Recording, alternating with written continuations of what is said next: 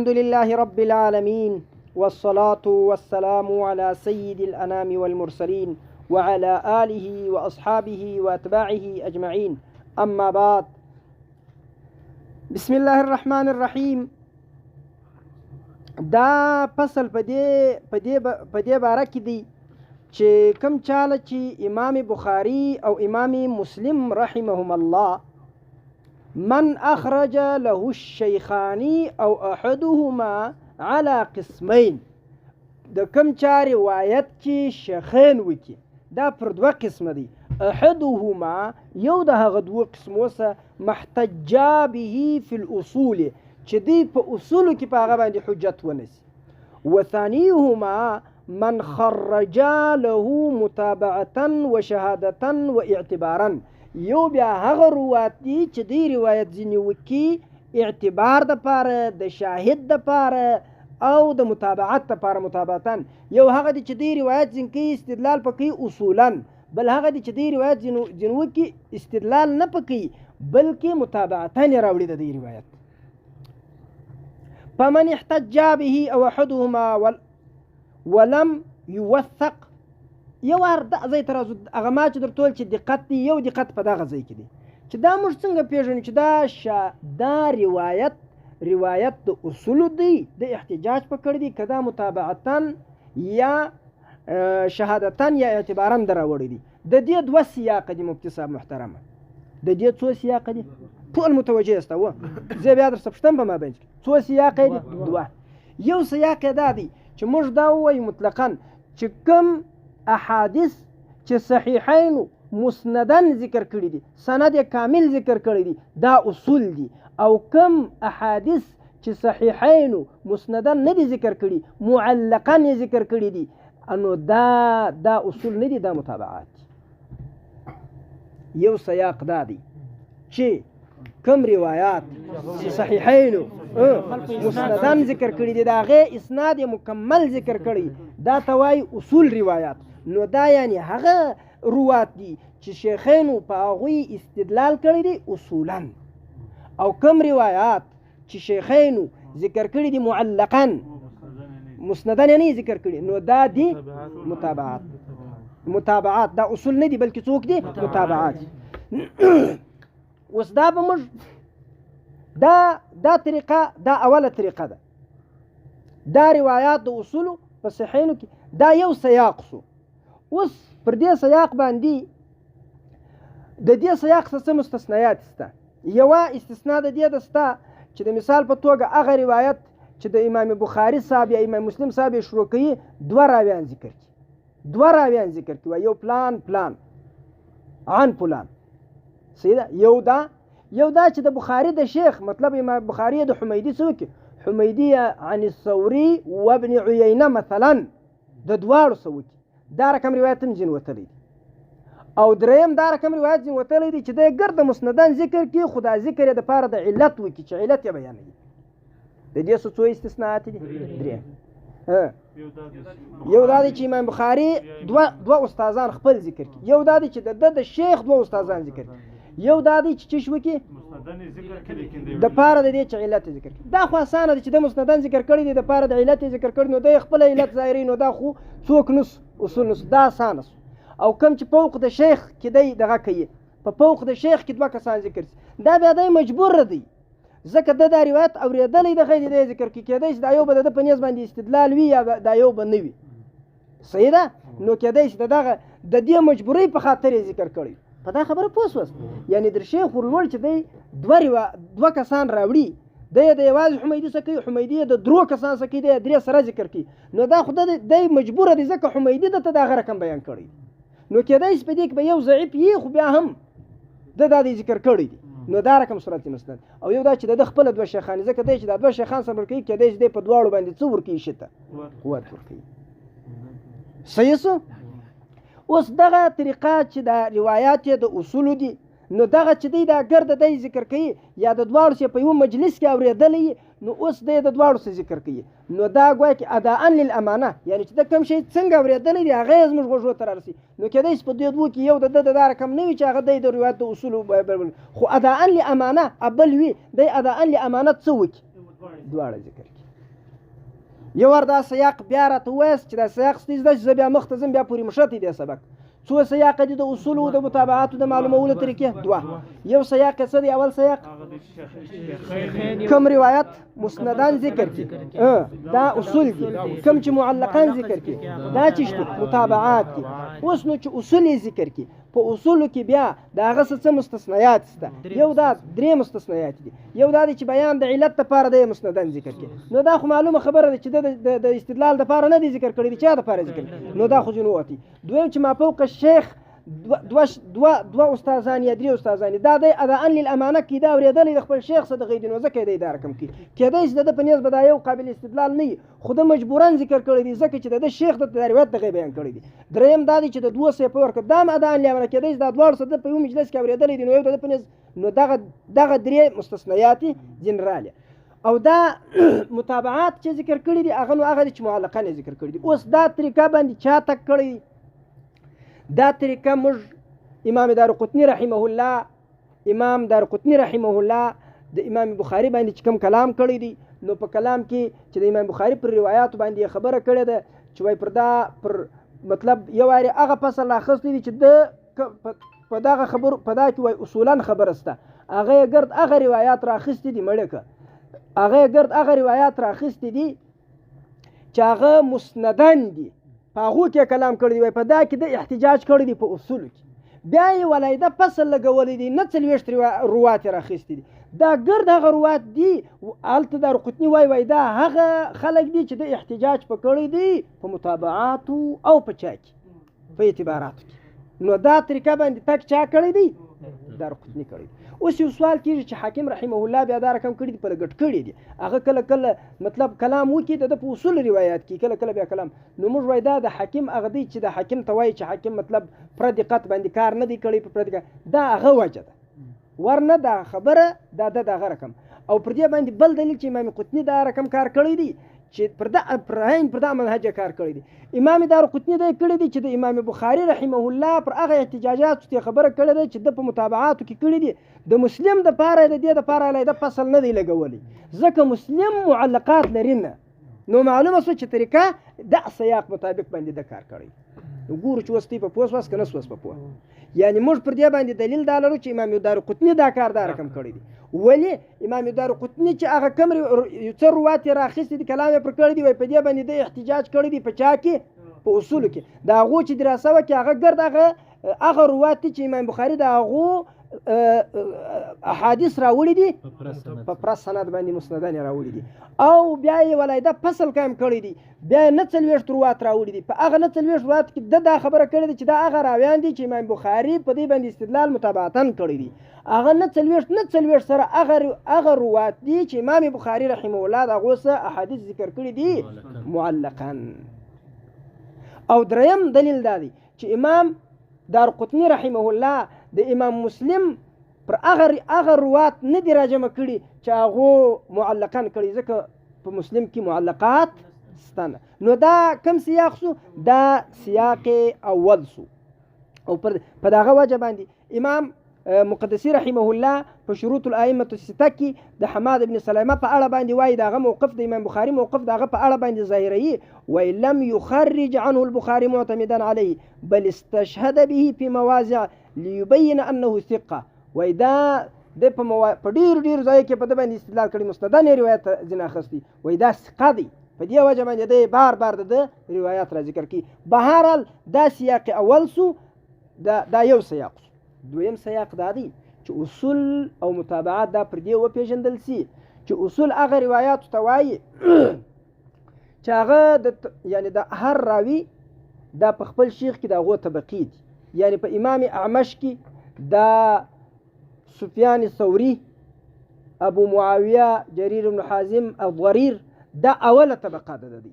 دا نور څه کسان، یعنی د هر شیخ چې کومې طبقات دي هغه د طبقه اوله ده، دا دی اول ذکر کی، دا اصول وي مسندن.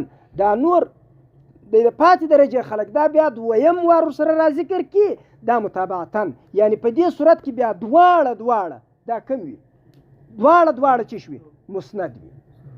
یعنی ګوره دا د اولی طبقې د دې ذکر کی یعنی د اولې طبقې د دې اول ذکر کی دا وی اصول، دا ورسته چې ذکر کی دا مسندان ذکر کی، خدا دا غو د استشهاد لپاره دا غو ته ذکر کی، نو دا ورسته شان هم ذکر شوی مسندان خو دا خپل تابع. نو په دې سیا یعنی ګوره دلته بل سیاق سو هغه رقم نسو لکه دا ګورتي په پوساس کنه یعنی د طبقه اولاد رواتو د اول کشیش دي، د طبقه ثانیه او ثالثیه ده، د طبقه ثانیه د خلو مسلم هم راوړي، بخاری هم راوړي، د طبقه ثالثیه د خالی مسلم راوړي، دا بیا دی ور سره کشیش دي د هغه څه پکې د هغه د تقویه لپاره راوړي. نو دلته بیا د اولو روایت ته اصول ویل کیږي مسندن دي، دا هم دا دویمو روایات ته بیا چش ویل کیږي متابعات ویل کیږي، خو هغه هم چش دي مسندن دي. کله کله بعضې خلک راولاړېږي دغه دوې اصطلاحې په لګډې کې دا دوه سیاقه ځین په لګډ سي د دې څه ډېره لوی غلطي پیښېږي بیا، ځکه د دې در مابین ډېر فرق دی. په دا طریقه به بیا څنګه معلومیږي؟ دا په تتبع او په تلاش دغه باندې معلومیږي. دلته به موږ څنګه فرق کوو چې کوم د طبقې اوله کم خلک چې دي دا اصول دي او کم فروع دي، دلته داسې معلومیږي چې کم سړی چې هغه مشهوره وي په امامت سره، په حفظ سره، په اتقان سره، په ضبط سره، په عدالت سره، په تقوا سره، د دغو کسانو د چې ذکر کیږي دا اصول دي. او کوم سړی چې در دې سره نازل وي را دغه وي نو دا متابعات. یو دویم یا داسې خلک، یوه طریقه داسو، دویم یا داسې خلک چې به هغه یو د هغوی داسې حدیث ذکر کړي چې هغه بالکل تفرد پکړي، لك يحيى بن سعيد الأنصاري عن محمد بن إبراهيم التيمي عن علقمة الوقاص الليثي عن عمر بن الخطاب عن النبي صلى الله عليه وسلم. ګوره دلته يحيى بن سعيد دا تفرد یې کړی که نه دی پکړی، محمد بن إبراهيم تفرد کړی دی که نه دی کړی. نو دلته دا بیا هغه کسان دي چې مطلب امام بخاري رحمه الله نو دا مشهور په نزول نه دي، یعنی رانازل نه دي، او رانازل نه دي متفرد هم دي، په دې امام بخاري استدلال کړی دی، هم امام مسلم استدلال پکړی. نو دا روایت اصول دغه دوې طریقې هغه اعلی طریقې د اجتهاد. بل دا دی چې یو راوي داسې وي چې هغه موصوفه په دې نه وي چې د هغه وصف د تقاضا دا وکړي چې د اعلی مراتبو سره کم دی، صحیح ده.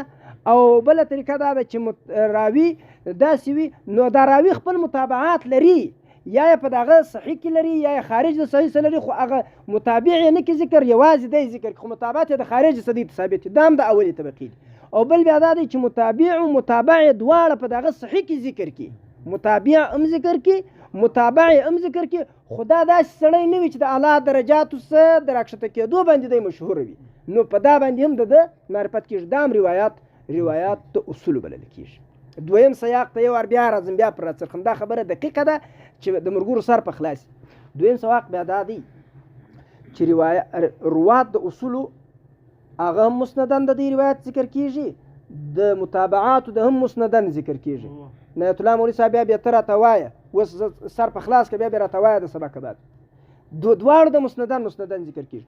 خو کوم چې د طبقې اولا د وي د هغو د اول ذکر سي، د نورو طبقو د استشهادن ذکر سي، نو هغه اصول سول دا متابعات سول. دا معلومیږي څنګه؟ دا معلومیږي دا رقم چې د مثال په توګه د اوله طبقه چې دی ذکر کړي وي، یو دوې طریقې دا ډېرې زورورې طریقې دي اجتهادي دي، دا غالب صحیح دي. هغه یو دا ده چې د چې په اوله طبقه کې ذکر کړي، دا د چې ذکر کړي هغه داسې سړی چې مشهور بالامامت وي، بالاتقان وي، بالضبط وي، بالعدالت وي، شهرت لري په طلب د علم، په اسفارو، په روایاتو کې مشهور وي، نو دا طبقه اولا والا سړی بلل کېږي. دا بلل کېږي د اصول والا سړی.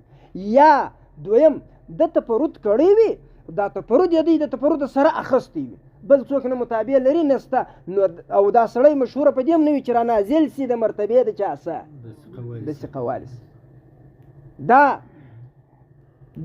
دوې طریقې دا اغلبي هغه ښې طریقې دي. درېیمه طریقه یې دا ده، دا هم یو طریقه ده چې راوي دوی مستندن د روایت کړی وي، خو دا راوي متابعت لري، دا متابعت یا په صحیح کې په بل صحیح کې لري یا خارج د صحیح سره لري، دی دا متابع یا دا یو ذکر کې هغه متابعت یې نه کې ذکر، اصل د هغه تقویه په هغه خارجي متابعت باندې کېږي، دا هم د اصولو بلل کېږي. یا داسې وي چې متابع او متابع دواړه سره ذکر کې، خو په دې متابع او متابع دواړو کې داسې یو کلام نه وي چې دی را نازل کې، را کښته کې، مشهوره کې په کښته رتبه باندې، نو دا روایات د اصول بلل کیږي پر سیاق ثانی باندې. او فروع روایات بیا کم دي، یعنی هغه متابعات بیا کم دي چې د دې په متابعات کې ذکر کیږي، د دې د تقویه لپاره بار ذکر کیږي، دا بیا متابعات. صحیح سو. اوس موږ راځو بیا د امام زاهبي کم را دي. امام زاهبي خو وای چشتي وای کدی په اصول کې د کل کړي وي هغه چشتي هغه زیات صحیح دي چې هغه خدای خبر کوي د په دې دوه سیاقو کې کم را دي. دا به تی بیا راشي په سیاقین خو په دواړو سر خلاصو، دا به اوس تی بیا راشي چې د کم را دي. راځي وزه پر عبارت سم. بس من اخرج له الشيخان او احدهما على قسمين، دا پر څو قسم دي؟ پر دوه قسم دي. را سره واست احدهما محتج به في الاصول، یو هغه دي چې دوی دوه احتجاج پکړی په چاپ کې په اصول کې. وثانيهما من خرج له متابعه وشهاده واعتبارا، دویم بیا هغه دي چې دوی را استل کړي وي هغه لره متابعه وشهاده واعتبارا. نعمت مولوی سر په خلاصو د کم سیاق مرادي په دا د چا سر خلاصي چې د کم سیاق مراد؟ دویم. تا ته معلوم دي دویم دي؟ تا څه وای؟ نه تا ته معلوم دي چې دویم سیاق مرادي؟ څه دلیل پر لري؟ نو خو دا دویم چې ذکر کېږي دا د اول لپاره متابعات دي. نه ستاسو دا دویم ذکر کېږي د اول لپاره د تخفیف او د چې د اول د اصول تخفیف نو سي نو دلته اوس د کم یو مراد؟ دا من خرج له متابعه دا ولی ته دغه خاص مرادین یو خدا سو.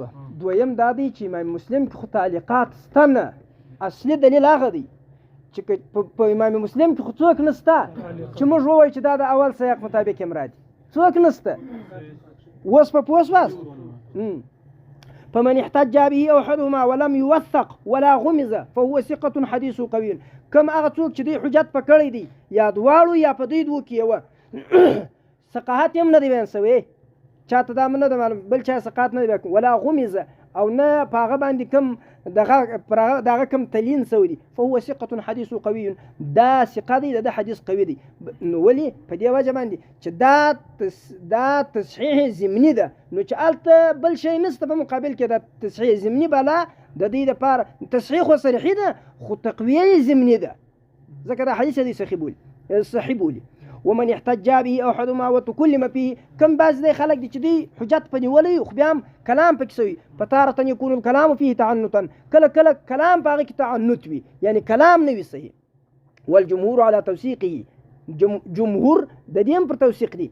فهذا حديثه قوي ايضا، د دې حدیث صحیح دي. وتارة يكون الكلام في تليينه وحفظه، کله بیا رښتیا دغه خبره وي چې دا خبره په لینوالي او په دغه کې په حفظ کې وي له اعتبار چې هغه خبر لري اعتبار هم یو کلام له. فهذا حديث لا ينحط عن مرتبه الحسن، دغه حدیث بیا نه راکمیږي د رتبه د حسنه سره التي قد نسميها چې هغه موږ کله مسما کوو من ادنى درجات الصحيح. ورور کچیر د رښتیاو داسې راوي پکښیو، کچیر د رښتیاو داسې راوي پکښیو چې په هغه کې کلام سوی وو او کلام د دې په حفظ کې سوی وو او دا کلام پر ځای هم وو، نو بیا دا هغه روایات دي چې د حسن در درجه نه راکمیږي.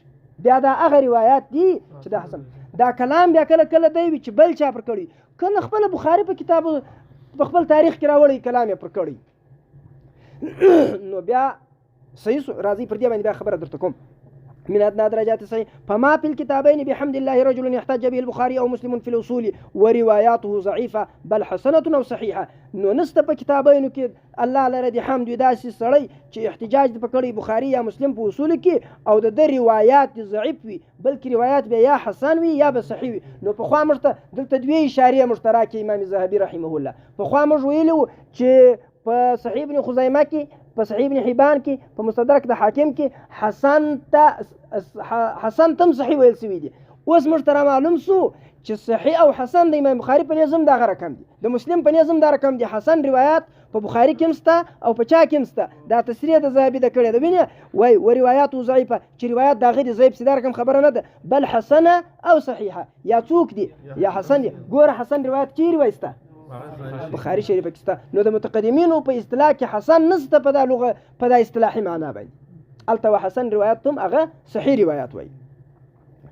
ومن خرج له البخاري او مسلم في الشواهد، مسلم که په شواهدو کې راباسي نو په مسلم کې تعلیقات شته نشته، نو دی چې په شواهدو کې راباسي نو کم سیاق مراد دی؟ دویم سیاق مراد. صحیح شو. ومن خرج له البخاري ومسلم في الشواهد والمتابعات ففيهم من في حفظه شيء، فاغو کې بعض داس کسان دي چې په حفظ کې شی دي او في توثيقه تردد او د په ثقاحت کې تفردي. فكل من خرج له في الصحيحين فقد قفز القنطره، هر څوک چې هغه تخریج وسی داغه د روایت په صحیحین کې نو دا در پول راواوشتي فلا معدل عنه الا ببرهان بين، دا هغه بیا اعراض نسته مگر دلیل قوي براوړي بیا ته دغه باندې کوي. نو ګوره کوي څوک دا اعتراض وکړي چې ډېر داسې روایت ولس روات دا رقم دي چې امام بخاري په خپل کلام کې کړی دي او برته په صحیح بخاري کې دغه چیش راوړي دي.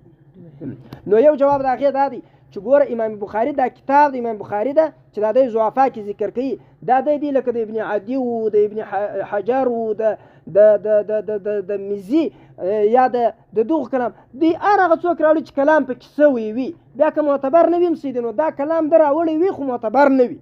یو دویم دا دی چې رای بدل سوي، یو وردا ضعیف دی بیا رای بدل سوي سي. دریم چې ورور د چې د ضعیف روات کوم روایت راوړي دي دا د انتقا کړی ده، دا ضعیف دی په دې ضعف نه ختمیږي، هغه مکمل دغه داسې ده چې دی ضعیف خو دغه روایت د ضعیف د صحیح د ضعیف د خو هر روایت دی نه دی چې بس دی ضعیف سونه هر روایت څه پوس مردود د ضعیف صحیح روایت راخښتي دي انتقا کړی ده. په درو سره جوابون سر خلاص. نعم الصحيح مراتب سيدة صحيح مرتبه لري والثقات طبقات. دلته دی 15 طبقې د ثقات ذکر کی، مطلب 15 طبقې ذکر کی باقي نو ثقات او غیر ثقات وړاندې. فليس من وثق مطلقا كمن تكلم فيه، یو هغه څوک چې مطلق ثقوي هیڅ خبره نه کړي، یو هغه څوک چې ثقوي خو بیا مې څه کلام پکې سوي. نو د دې دوه درو باندې فرق شته کنهسته، دا دوه مرتبه شوه. وليس من تكلم في سوء حفظه واجتهاده في الطلب كمن ضعفوه، یو دی سړی دی ګوره د مثال په توګه چې هغه په حفظ کې خبره سوې ده، بل بیا هغه څوک دی چې هغه دی ضعیفه کړی نور یې ضعیفه کړی، نو دا څلور طبقې شوې. ولا من ضعفوه ورووا له كمن تركوه، پنځمه دا ده چې دی ضعیفه کړی وي خو بیا یې روایت ځین کړی وي، 15 طبقې شوې. او یو بیا هغه څوک دی چې دی پرې ایښی متروک وي، دا بیا بله طبقه شوه، دا بیا هغه بلې خواته ولاړه. ولا من تركوه كمن اتهموه بالكذب، یو بیا هغه څوک دی چې دی یو متروک کړی، یو بیا هغه دی چې متهم بالکذب کړی، نو دا سل و طبقې شوې. څو طبقې شوې؟ یو هغه دی چې اتفاقا څوک وي ثقه، دویم دا دی چې کلام پکې سوی وي خو کلام په حفظ کې سوی، دا درې. نو یو هغه دی چې ثقه وي خو کلام پکې سوی، دا دوه ثقه وي کلام پکې سوی خو د کلام سره ثقه وي. صحیح ده، یعنې د اکثر رای دی ثقه. دریم هغه دی چې ضعیف وي، د ضعف یې د حافظي وي. صحیح ده، یا ضعف یې د اجتهاد وي یا ضعف یې په طلب کې وي. صحیح شو، دا درې طبقې. څلورم دا دی چې دی مطلق ضعیفه کړی وي خو بیا یې روایت ځین کړي. صحیح شو، دا څلور شوې. پنځم هغه دی چې دی متروک کړی، شپږم هغه دی چې دی مکذوب ګڼلی. یعنې مثال په توګه د دې هرې طبقې د روایت د بل روایت د یو د بل او د بل او د بل د دې د روایت، یعنې دا 15 طبقې جوړیږي. د هر یو د روایت په مابینځ کې هم دا رقم بیا دغه جوړیږي، د رتبې مطابق بیا روایت مقام لري. د متروک دا متروک دی، د مکذوب دا د کاذب دا روایت دا مکذوب دی، او د پل ثقه دا پل صحیح دی، د بعض ثقه دا بعض دا رقم مراتب دا هم لري. په ترجیح يدخل عند تعارض الروايه، نو ترجیح چې ورکول کیږي درونه خالي برابر دا ترجیح چې ورکول کیږي هغه د روایت مطابق دا ترجیح چې ورکول کیږي هغه په وخت د تعارض د روایت ورکول کیږي. وحصر الثقات في مصنف كالمتعذر، ایورر چې دا ثقات ته ګرد په یو مصنف سره راجمه کې دا یو متعذر کار دی. وضبط عدد المجهولين مستحيل، ایورر ګرد دا کار کړی دی چې موږ چې هغه کله چې ضعیف دي دا به موږ ګر راجمه کو. یو هم دغه نه ده کړی پر لسان الميزان چې اخري کتاب پر هغه زیل وسوي لکه څو ژوندي سړي پر لیکلی، نو دا ګویا کې دی لکه مستحيل، مګر دا چې یو طبقه یو مخ ودی ته کشت ګرده بیا نو کېدای شي وسی لکه محاله دا رقم ده مستحيله ده. فاما من ضعف او قيل فيه ادنى شيء فهذا قد الفت فيه مختصرا سميته بالمغني. امام الذهبي رحمه الله څلور کتاب پر ضعفاء باندې لري، دیوان الضعفاء، بل ذیل پر دیوان الضعفاء باندې راځي، بل المغني في الضعفاء، او بل ميزان الاعتدال في نقد الرجال چې دا دی پروت.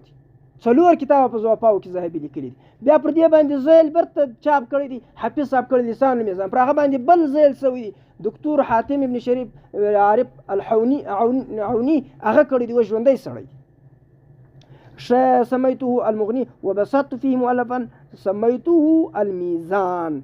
دا بیا ما په میزان باندې مسوره کړی دی. بس دا درس په دې ځای کې دا بل درس